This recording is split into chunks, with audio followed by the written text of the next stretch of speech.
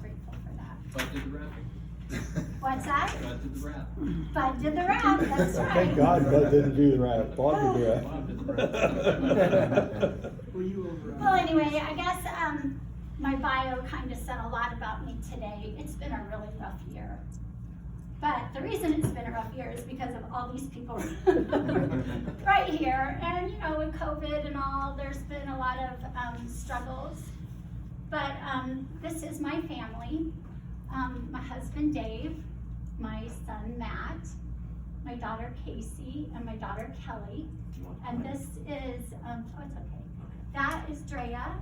You all, a lot of you know her. She's Matt's wife. And Nolan is Casey's husband. And then there's my beautiful Leah, my adorable Cadence. And then this is my amazing little Logan. I love him, oh my God. He is creating a lot of havoc right now, and us too. He never sits still, he's always on the move. His mother doesn't know how to handle it because she wasn't used to that. That wasn't the type of child Leah was. But this is why I do what I do. I wake up every morning for all of them. My mom, man, I loved her so much. I miss her every day. My mom passed away in 2012 from ovarian cancer. Thus, the colors of my branding, the teal, which I'm sporting today, is the color of the ovarian cancer ribbon, and the pink is my favorite color, plus one of my best friends who I walk with almost daily or work out with. She's a breast cancer survivor, so I wanted to combine the two to kind of speak to who I am. And then I've been told I have a big heart, so it's real estate from the heart. But my mom, when I was younger and had small kids, I did daycare, crossing guard, and just a little story about that. When my kids found out I was going to be a crossing guard, they're like, "Oh my God, Mom, not the playground duty teacher, not the playground duty teacher. Nobody likes that person." And I was like, well, I'm going to change that. So I did change that, and instead of the kids getting in trouble, it was usually me getting in trouble because I was letting them slide on things. So just a little bit of who I am. But my mom was always like, you never know what life's going to throw you. You can't depend on a husband or daycare or even being playground duty teacher to help pay the bills. So in case life throws you a curveball, I really want you to pursue your career. And so that's what I did once my daughter Kelly got into 8th grade, because I felt like it was time then. And when my mom wrote, when I told her that I passed my real estate exam, she gave me the most beautiful card, and she wrote me a check for $100,000. And of course it wasn't a real check, but she said, "This is what I expect from you." And at the time, I was like, wow, you know, like I couldn't believe, like she thought I'd make $100,000 in my lifetime, right? That's what I thought, because I didn't have big dreams back then for making money. But I look back now and I think, did she mean a lifetime or did she mean a year? So it's still a mystery, but I'm going for the years. So there you go. That's my mom. Okay, so here I'm going to get into the boring of real estate, which I don't do a lot of. And I'm not really good at explaining these things, and I'm going to do the best I can to try and help you understand. But this is basically what we live our lives on in real estate, and it's called the Cromford Report. And there are analysts in Arizona who use this report, and they make speculations about what is going to happen in the next year and so on. They take it month by month, and that month is, so this is May of 2021, but they go back to May of 2020. So they use their comparisons from the previous month, the year before. So in May, our active listings were at 5,100, Now remember, we're normally in about 24,000, so our market is really low on listings. And in May, our active listings from the previous May went down almost 64%. That's huge. That means there's just 64% less houses out there for people to look at. And then, but this is a big number, so under contract, we had 12,583, and that number was up almost 24% from the year before. So what that means is there's a lot of buyers out there, and there's a lot of people selling houses despite the fact that we are down 64%. And in May, our average median price was $375,000 here in the valley. And that price had gone up almost 27% from the previous year. Our closed listings in May were 9,995, and we were up almost 40%. And this shares with us about our inventory. So in May, we had 2 weeks worth of inventory. So if not another listing came on the market, we would be out of inventory. Okay? So you're gonna see things start to change a little bit. In June, our active listings were at 4948, and from the previous June, we were down 54.8%. Our listings under contract were at 12,264, and we were down now 9.2, and our average price jumped to $390. So we went up $15,000. So what do I think? Wow, we have less under contract.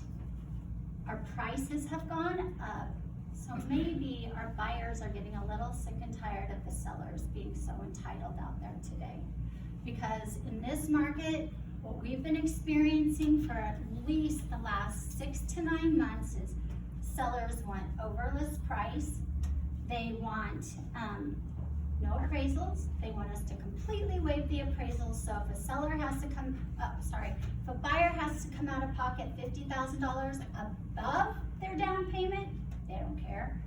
And they don't want to do any repairs. I mean, what a horrible way to buy a house. But with so many people out there that are homeless, they're like, we have to do it, who cares?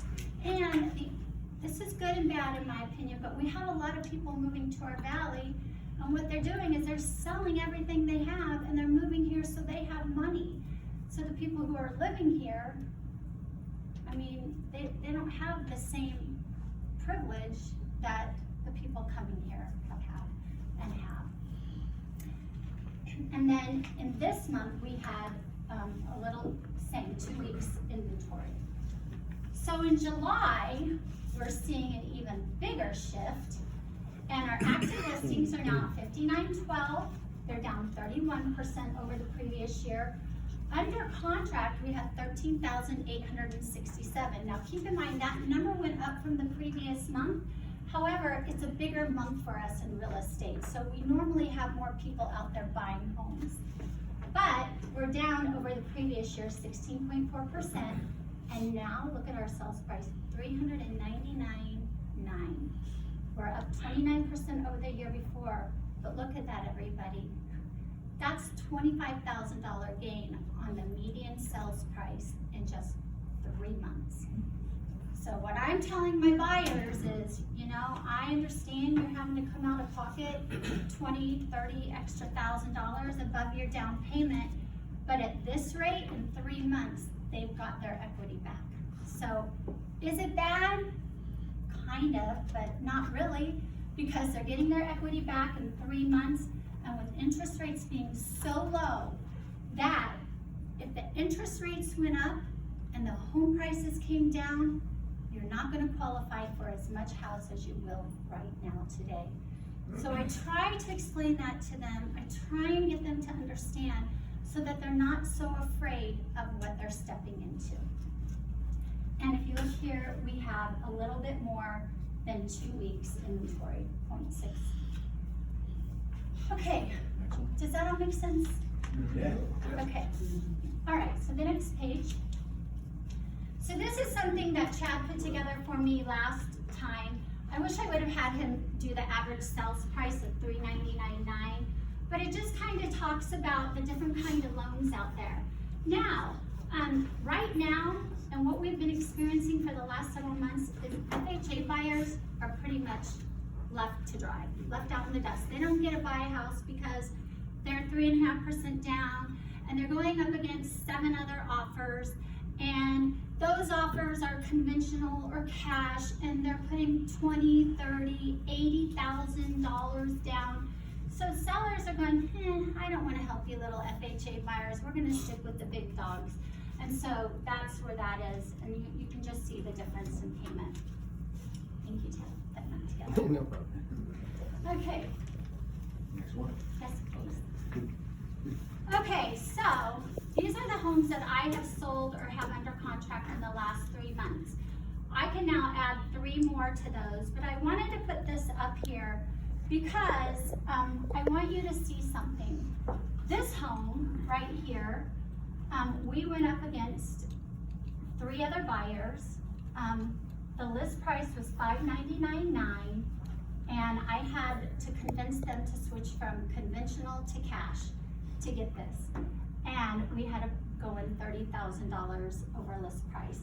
There was no appraisal because it was a cash buyer, so an appraisal wasn't necessary. However, we also had to say that we wouldn't ask them for any repairs. That's how they got it. Now, when they did this was a huge step for them. Now that house is worth way more than that because the house in my neighborhood, my exact house, just sold for $620, and this is in the foothills on the preserve. View fencing is beautiful. This one is no longer under contract. The appraisal came in at $477. Even though I explained to my buyer, you know, if it doesn't appraise, you're gonna have to come in with extra money. Are you okay with that? This happens all the time. Yes, yes, yes. Well, it happened. We had a horrible home inspection, and on the 5th day after all the home inspection and the Benzer was due, we canceled because there was just too many repairs. They weren't comfortable, and so that one fell off the map. And that's a really hard thing for me to swallow because as an agent, I try really hard to make it very clear and understanding with my buyers and sellers that this could happen, and I don't like it to happen, but it happened. And poor Chad was in on that one too. You got about a minute. Okay, St. Paul, this was a buyer that just dropped in my lap. It's a long story, but anyway, she had a lot of money. She almost backed out. She wanted to rent for 2 years.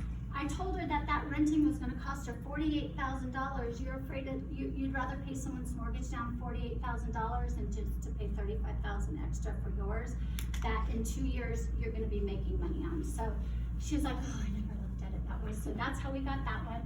This one, another buyer that just dropped in my lap while I was in Mountain. Chad was pre-calling him before I even knew about him.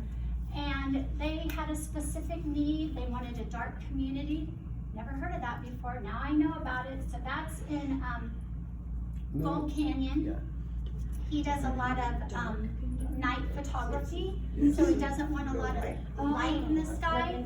And we were the very first lookers, and I was like, if you want this house, you better go in like you mean it. And we did $440. We got it, and he didn't even have to have an appraisal because American Pacific Mortgage waived it. And then Bacchus Drive, these are clients of mine that I've had for a very long time. You were in on this one, and Kirk was too. They didn't listen to me. They wanted it listed at $359.9. I told them $329.9, and they would probably get $370. Didn't listen to me.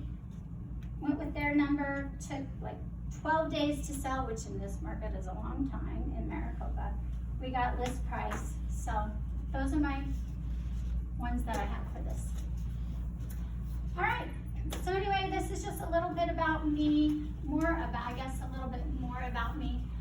But everybody, if you don't know this about me by now, I love families, I love you. You're my BNI family. I couldn't do what I do without all of you. I'm very grateful to each and every one of you, and I'm so happy that 5 years ago, I was given the opportunity to start this amazing chapter with all you amazing people. I love you.